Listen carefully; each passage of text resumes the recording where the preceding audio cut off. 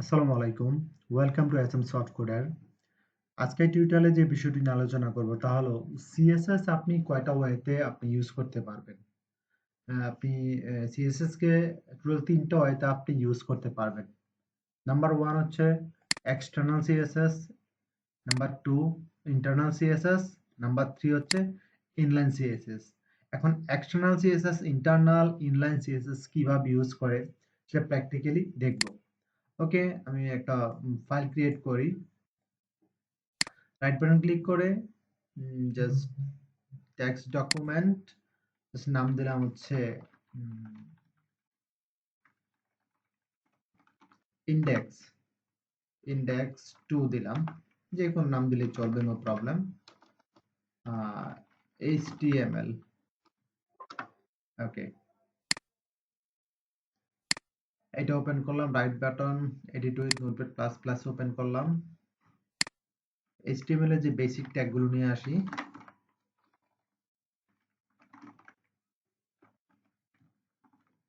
ওকে, এখন জাস্ট আমি এখানে দিলাম H2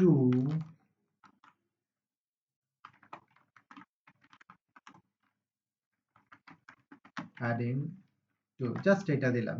তারপর একটা p ট্যাগ নিলাম।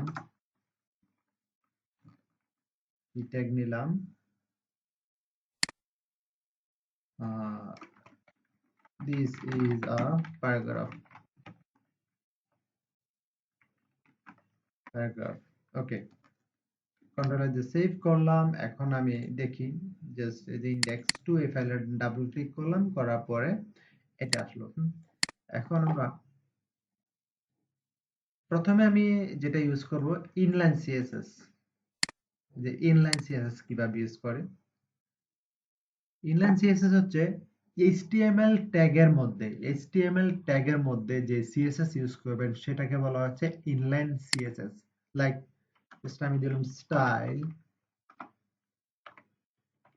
Double quotation. ওকে, জাস্ট দিলাম কালার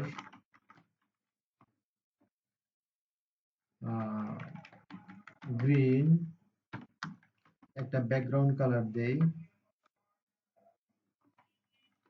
রেড, একটা ফন্ট সাইজ দেই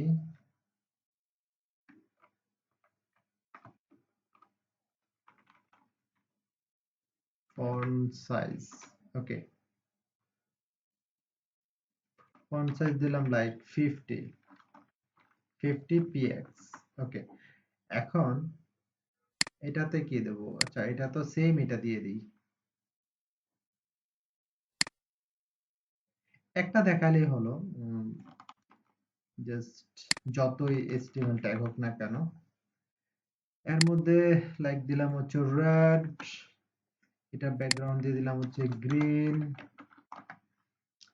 ফন্ট সাইজ এটা দিয়ে দেই 30। কন্ট্রোল এ দিয়ে সেভ করলাম। এখন আমি রিলোড দিই। এই যে দেখেন, আমি সিএসএস ইউজ করলাম। কোথায় ইউজ করলাম? এটা হচ্ছে HTML ট্যাগের মধ্যে সিএসএস ইউজ করলাম। এইভাবে যদি আপনি সিএসএস ইউজ করেন তাহলে এটা হচ্ছে ইনলাইন সিএসএস। ওকে, এইভাবে কখন ইউজ করে? যখন ধরেন আপনি এই এটার বেশি সিএসএস, দিস ইজ হার্ডিং টু, এটা বেশি সিএসএস লাগতেছে না, আপনি জাস্ট হয়তোবা আম, একটা দুইটা প্রপার্টি ইউজ করলেন, তখন তখন আপনি ইউজ করতে পারেন।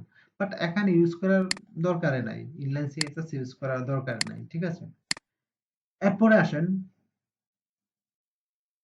এরপরে কি? এরপর হচ্ছে ইন্টারনাল সিএসএস। ইন্টারনাল সিএসএস কোনটাকে বলে?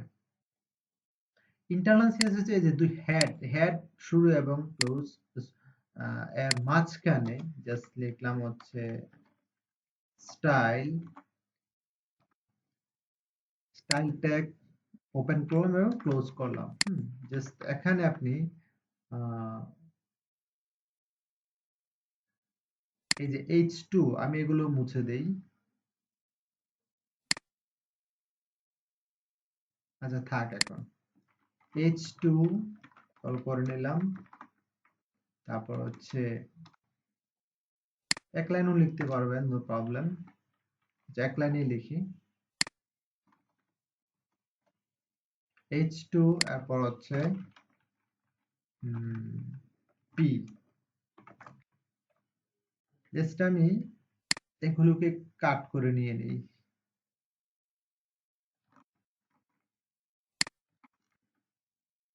এখান থেকে এটা কাট করে নিলাম কন্ট্রোল এক্স দিয়ে। এখন এখানে স্টাইল দরকার নেই, কন্ট্রোল এক্স দিয়ে সেভ করলাম। এখন সেম ডিজাইন থাকবে। আচ্ছা, পিটেকের মধ্যে আসেনি, পিটেকের মধ্যে কেন আসেনি সেটা দেখি। আচ্ছা, colour red, background colour green, font size 30।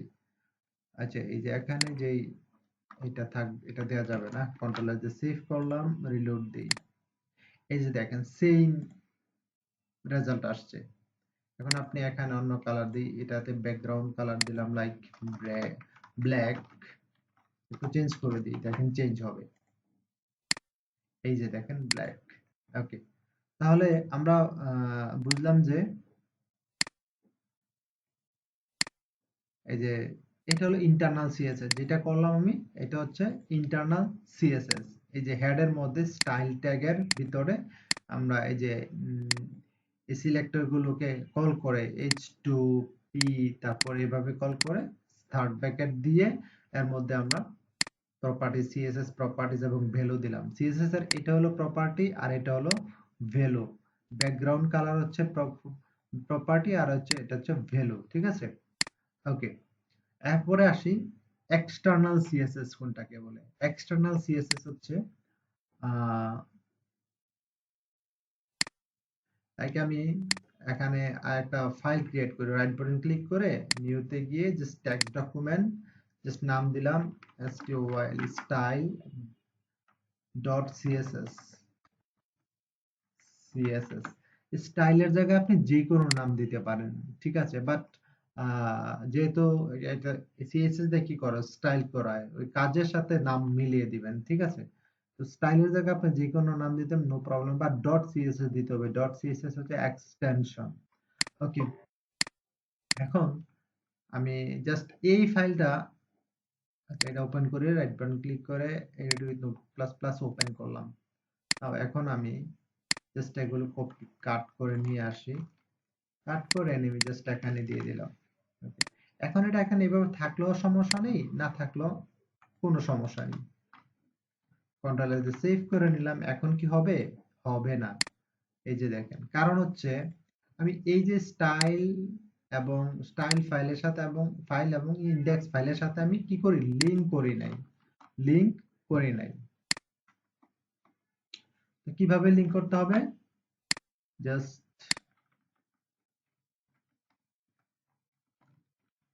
এই যে প্রথমে লিংক লিখবেন, তারপরে রেল মানে রিলেশনশিপ, তারপরে স্টাইল শিট, তারপরে এইচআরইএফ মানে হাইপার রেফারেন্স। আপনি যে ফাইলের নামটা দিয়ে দিবেন এখানে, এই যে স্টাইল ডট সিএসএস যে নামটা আছে, এই যে নামটা আছে এটা দিয়ে দিবেন, STYL style dot CSS. Control save করলাম। এখন দেখেন রিলোড দিলে চলে আসছে, তার মানে দুইটা পেজের সাথে একটা লিংক তৈরি হয়ে গেল। এই পেজের সাথে এই পেজের সাথে এই পেজের একটা লিংক তৈরি হয়ে গেল। এখানকার যে সিএসএস আছে সব এই HTML এর মধ্যে ইমপ্লিমেন্ট করা হলো।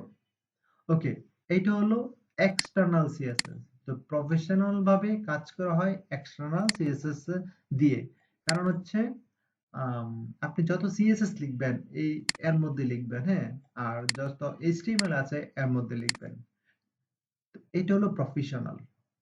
তো এইভাবে সবাই কাজ করবেন। তো ভালো থাকবেন, আর এই চ্যানেলটি অবশ্যই সাবস্ক্রাইব করবেন। Thank you so much.